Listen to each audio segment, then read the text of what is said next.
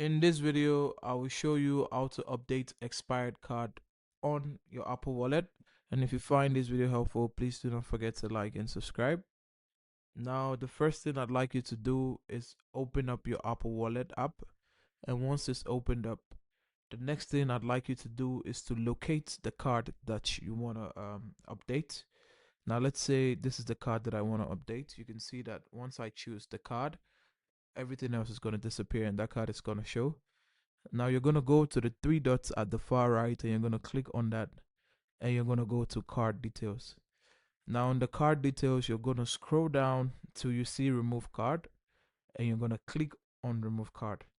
Now you need to understand that once a card is expired, you're going to be issued a new card. So that card number, the expiry date and the security code wouldn't function anymore.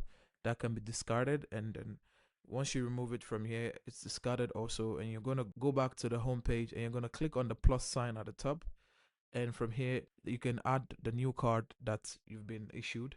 That card will replace the old one once you're done adding it. Now that's how to update expired card on Apple Wallet.